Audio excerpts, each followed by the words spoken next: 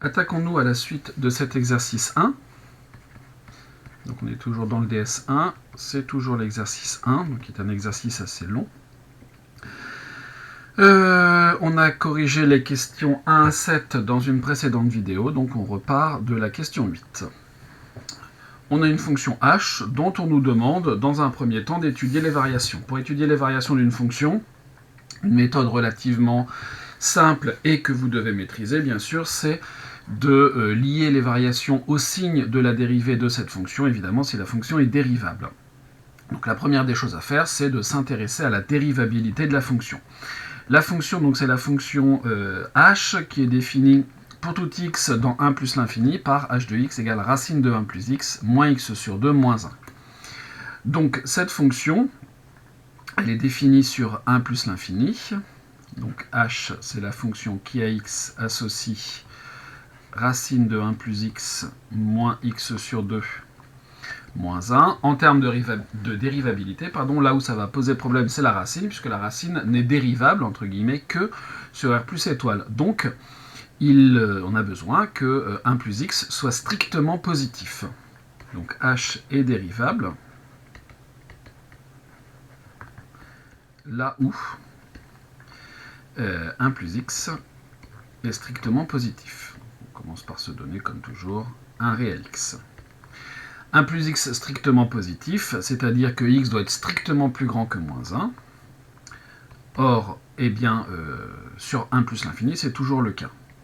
Pour tout x appartenant à 1 plus l'infini, ensemble de dérivations de cette fonction h, 1 plus x est supérieur ou égal à 1, donc strictement positif. Pas de problème. Conclusion de tout ça, h est dérivable sur 1 plus l'infini. Premier point. On va donc pouvoir calculer maintenant sa dérivée. Soit x appartenant à 1 plus l'infini, h' de x. Ça va être égal à quoi? On a d'abord quelque chose de la forme racine de u, où u de x égale 1 plus x. Donc racine de u, sa dérivée c'est u' sur 2 racines de u. Dérivée de 1 plus x, c'est 1 sur 2 racine de u de x, 1 plus x, moins dérivée de x sur 2. X sur 2, on peut l'écrire comme 1 demi multiplié par x. Donc sa dérivée, ça sera 1 demi, multiplié par la dérivée de la fonction qui à x associe x, c'est-à-dire 1, moins, ici on a une constante, dont la dérivée vaut 0. Donc on obtient, pour l'expression de cette dérivée, 1 sur 2 racines de 1 plus x, moins 1 demi. On se rappelle que l'objectif, c'est d'étudier le signe de cette dérivée. Et là, ça c'est une expression qui n'est pas du tout pratique pour en étudier le signe. Donc ce que l'on peut faire, c'est de tout mettre au même dénominateur. Donc ici, je vais multiplier par 1 plus x, racine de 1 plus x, et diviser par racine de 1 plus x. On obtiendra donc 1 moins racine de 1 plus x sur 2 racine de 1 plus x. Pour étudier le signe de h' de x, on doit donc s'intéresser ici au signe du numérateur, c'est-à-dire au signe de 1 moins racine de 1 plus x.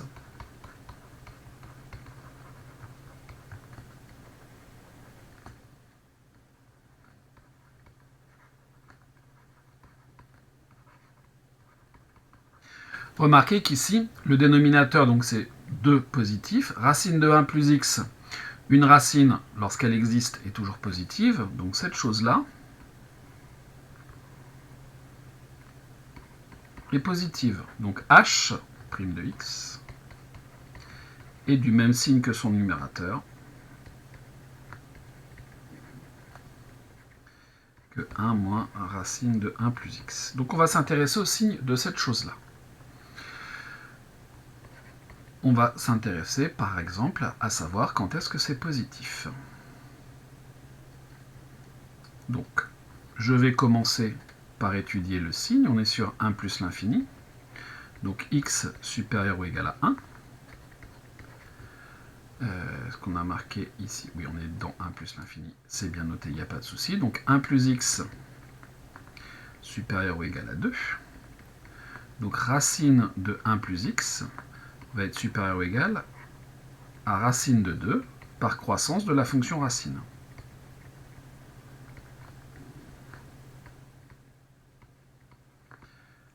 Sur R plus étoile, même sur R plus. Ici, on est même sur 2 plus l'infini. Ensuite, je vais passer à l'opposé. Donc, on aura moins racine de 1 plus x, qui sera plus petit que moins racine de 2.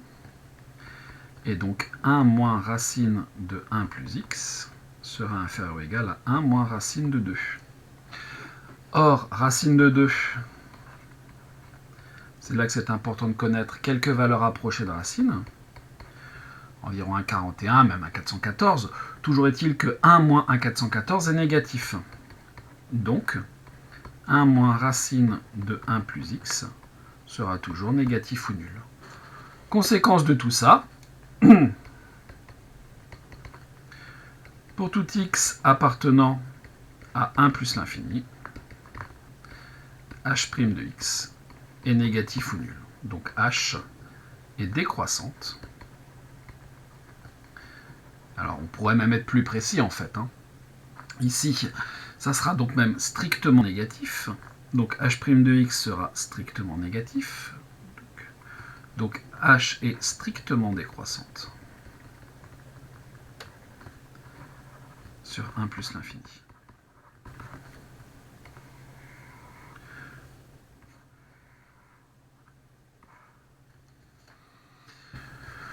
Voilà pour la première question de cet exercice 8.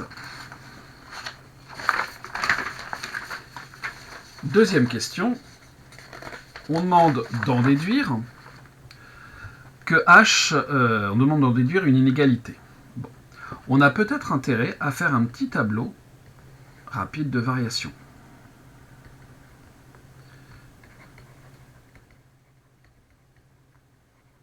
Pour voir un petit peu mieux les choses.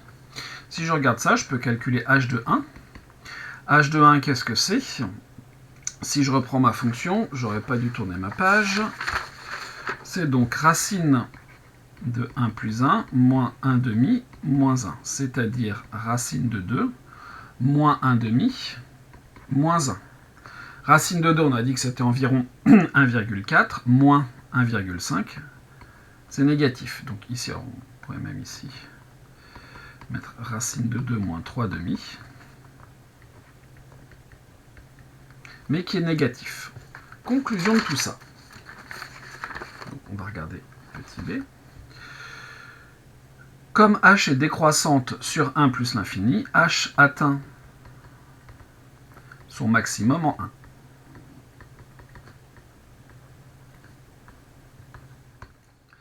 Donc, j'oublie quelque chose, ce maximum vaut racine de 2 moins 3 demi. En gros, 1,4 moins 1,5, c'est toujours strictement négatif. Donc, pour tout x appartenant à 1 plus l'infini, h de x sera strictement négatif, puisque plus petit que racine de 2 moins 3 demi. Ce qui revient à dire que pour tout x appartenant à 1 plus l'infini, racine de 1 plus x moins x sur 2 moins 1 est inférieur strictement à 0. Ce qui revient à dire que pour tout x appartenant à 1 plus l'infini, racine de 1 plus x est inférieur à x sur 2 plus 1.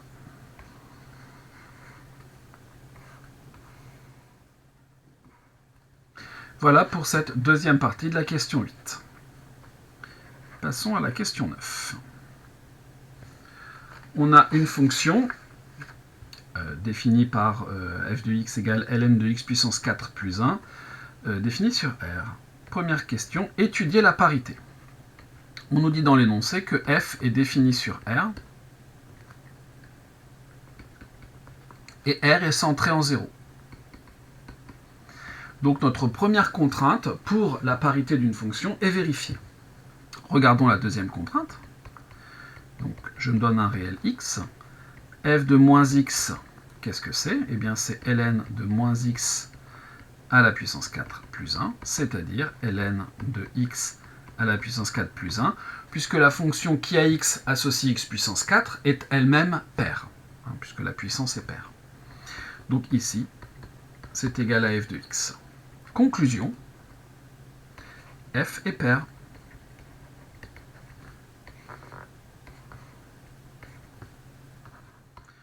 Deuxième partie, qu'est-ce qu'on peut dire sans les calculer de f de 10 et f de moins 10? Eh bien, comme f est paire, on vient de dire que pour tout réel x, f de moins x était égal à f de x. Eh bien, f de moins 10 vaut f de 10. Troisième question, la fonction est-elle injective? Une fonction paire, en fait, ne peut jamais être injective, puisque une fonction injective doit vérifier si f de x égale f de y, alors x égale y. Une fonction injective vérifie si pour toute x et y appartenant à f au carré, alors une fonction f de e dans f. Donc si on a f de x égale f de y, alors obligatoirement, c'est que x est égal à y. Or, ici, moins 10 et 10 sont dans l'ensemble d'arrivée.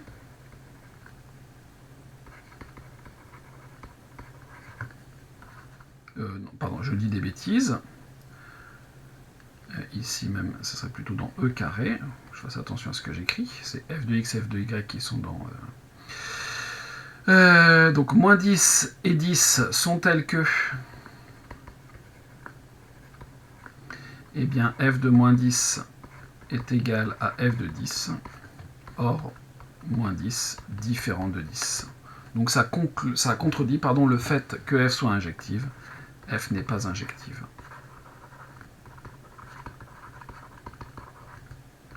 Et à cause, en fait, de cette égalité d'image pour les fonctions paires ne peuvent en aucun cas être injectives.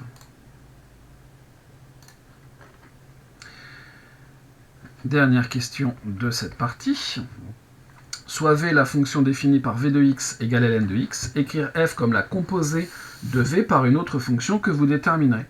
Eh bien, je vous propose d'écrire u, la fonction qui va de R dans R plus étoile, et qui a un réel x, lui associe le réel x puissance 4 plus 1. On a alors que notre fonction f, c'est la fonction v qui est la fonction logarithme, rond la fonction u. Voilà pour la question 9. Question 10.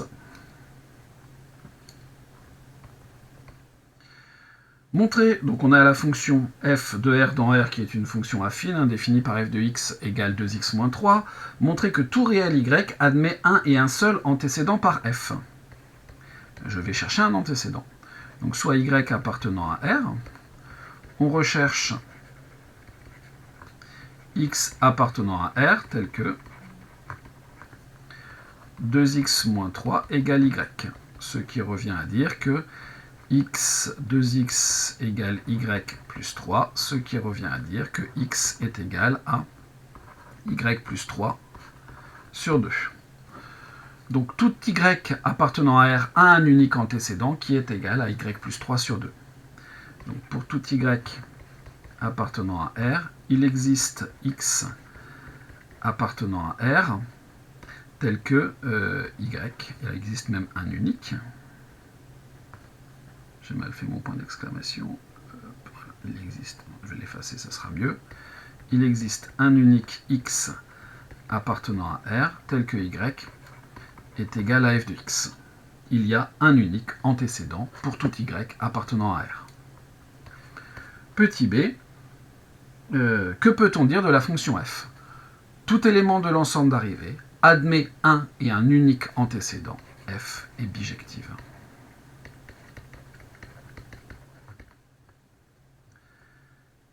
Question 11. Un peu de Scilab.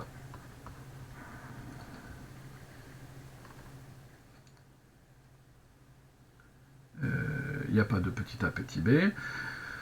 Donc, on nous demande de convertir 12 759 € en francs, sachant qu'on nous donne le taux de conversion. Eh bien, la commande à taper, ça sera F égale EUR multiplié par 6,55 957. Question toute bête. Question 12. Encore une petite question de Scilab. Comment faire à Scilab le calcul suivant, racine de exponentielle de ln de 17 au carré? Eh bien, il faut taper.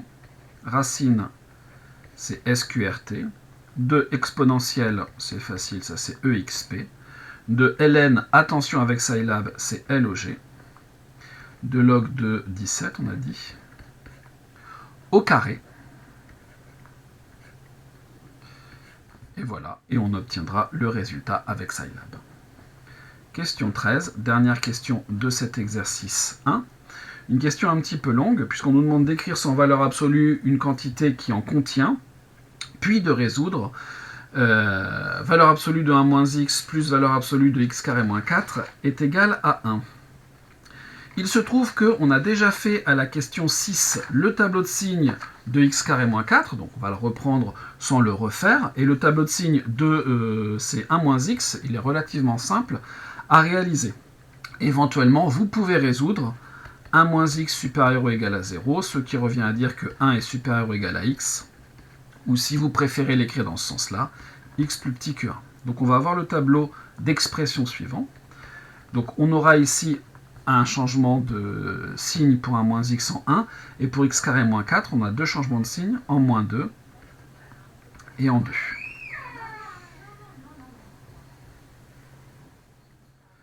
Donc, d'abord, on va s'intéresser au signe de 1 moins x.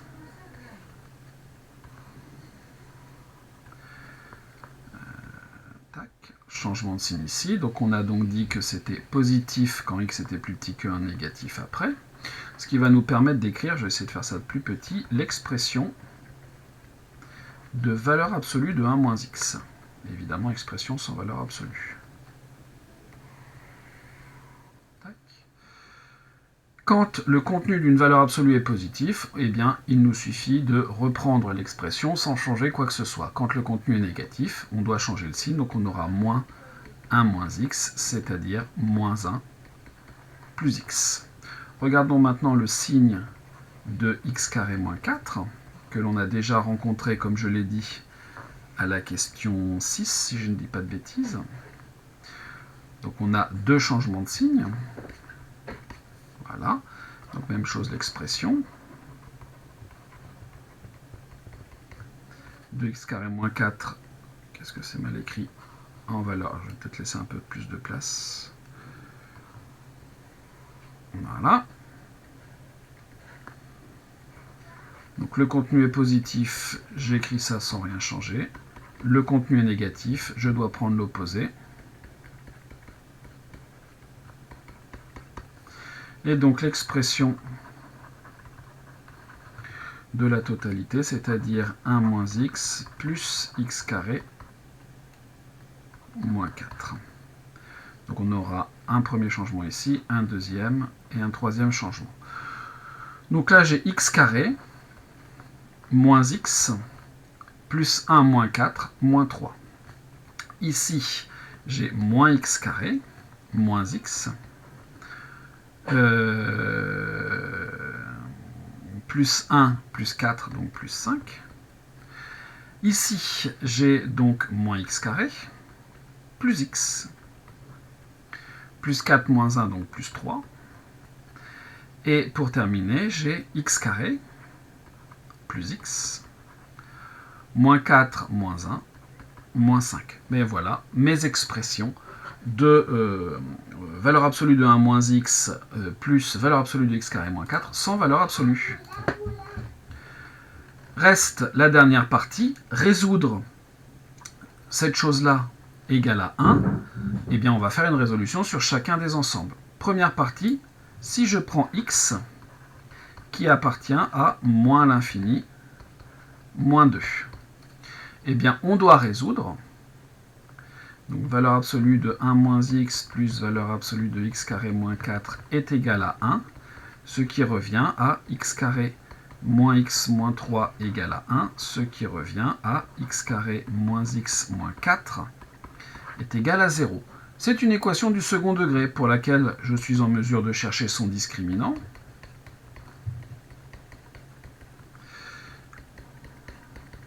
Donc ce qui me fait 1, 4 fois 4, 16, 16 et 1, 17. Positif. J'ai donc une première solution qui sera moins 1, donc 1, moins racine de 17, divisé par 2. Voilà. Et j'ai donc une autre solution qui sera 1 plus racine de 17 sur 2. Je ne pense pas m'être trompé. Donc, comment est-ce qu'on s'en sort? Racine de 17, c'est un peu plus grand que racine de 16. Racine de 16, 4. 4 plus 1, 5. 5 sur 2, 2,5. Donc ça, c'est largement plus grand que moins 2. Donc, on ne peut pas en faire grand-chose. Ensuite, ici, donc on a 1 moins, quelque chose d'un petit peu plus grand que 4. Donc 1 moins 4, moins 3. En fait, ça va être entre moins 3 et moins 4. Moins 4 sur 2. Donc moins 2. Donc on a quelque chose qui va se trouver ici entre moins 2 et moins 3 demi. Donc, ça n'est pas compris dans cet ensemble-là. Toujours est-il que ça, c'est aussi strictement plus grand que moins 2. Conclusion, il n'y a pas de solution sur cet intervalle. Maintenant, je vais prendre x dans l'intervalle moins 2. Ensuite, je crois que c'est 1. Et on doit résoudre, cette fois, x carré moins x plus 5 égale 1. Ce qui revient à x carré moins x plus 4 égale 0. Un petit discriminant, moins 1 au carré, moins 4 fois 1 fois 4, ce qui nous fait 1 moins 16. Pas la peine d'aller plus loin, c'est négatif, il n'y a pas de solution. Passons à l'intervalle suivant. Si x appartient à l'intervalle 1, 2, on a cette fois x moins x carré plus x plus 3,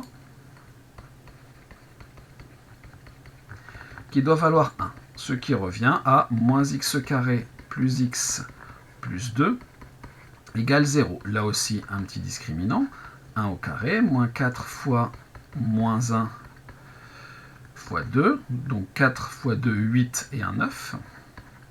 On a deux solutions. Moins b, moins racine de delta, sur 2a, ce qui nous fait moins 4 sur moins 2, 2.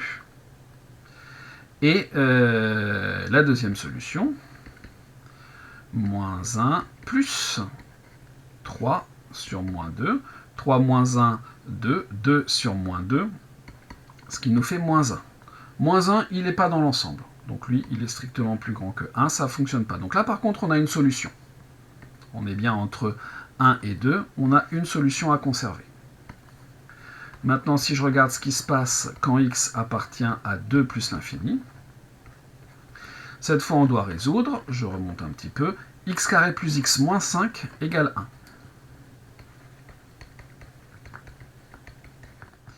Ce qui revient à x carré plus x moins 6 égale 0. Est-ce que je n'ai pas fait d'erreur de signe avant? 3 moins 1, 2, non, c'est bon. Un petit discriminant. Donc on a 1 au carré, moins 4 fois 1 fois 6 fois moins 6. 6 fois 4, 24 et un 25. Positif, donc deux solutions. La première, donc moins b, moins racine de delta, sur 2a, donc sur 2. Moins 1, moins 5, moins 6. Moins 6 sur 2, moins 3, qui est largement plus petit que 2, donc on ne pourra pas le retenir. Et x2 qui sera moins b plus racine de delta sur 2a. 5 moins 1, 4 sur 2, 2. Et là, 2, il est... comment dire? Il est égal à 2. Donc il n'est pas non plus dans l'intervalle, puisqu'ici, l'intervalle, il faudrait qu'il soit strictement plus grand que 2. Conclusion de tout ça, il n'y a qu'une seule solution.